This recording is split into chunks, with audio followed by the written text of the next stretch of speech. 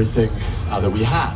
And so my dad was looking for a fresh start in his career, a fresh start for the family, and he got a job offer in Nashville, Tennessee. And he thought it would be a good idea to move his 6 kids. He also thought it would be a good idea to move his wife, who was 6 months pregnant at the time. And that's exactly what we did. But soon after we arrived in America, my dad actually lost that job. So we were straight on the other side of the world, had no friends. A lot of times we weren't quite sure where the next meal was going to come from. We didn't have any way for my little sister to be born in a hospital. We were sleeping on beds made out of clothes, and we didn't have a car. And we didn't know what else to do other than just gather around as a family and just pray for these essential things in life. And we got to see God just do some amazing, amazing things. We'd have people that didn't even know us come and drop grocery bags full of groceries on our doorstep. We still to this day don't know who paid for my little sister to be born in a hospital. A couple of folks found out that we didn't have any furniture in our house, and I kid you not, came and brought 2 box trucks full and furnished our entire house.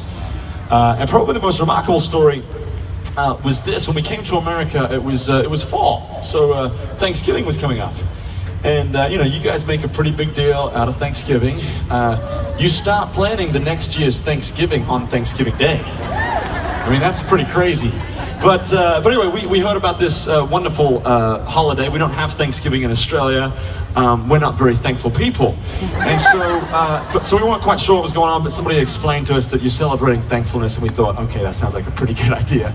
And we went over to some family had invited us over for Thanksgiving Day, and at the end of the night, the father of the household came up to us. He said, hey, I don't know why, but I just feel compelled to give you the keys to my brand new car, and I just want you guys to have it.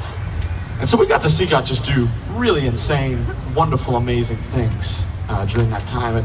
And being in the position that we were, which was we were very, very poor, I realized something as I've gotten older. The moment that we stop giving to people, giving to our neighbors, giving to our friends, and giving to the poor, our souls go dark.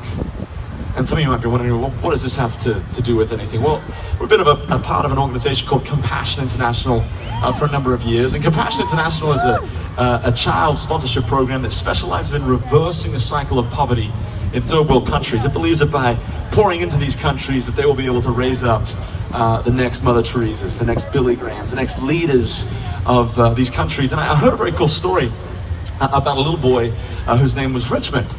And Richmond was born in Uganda, and he was actually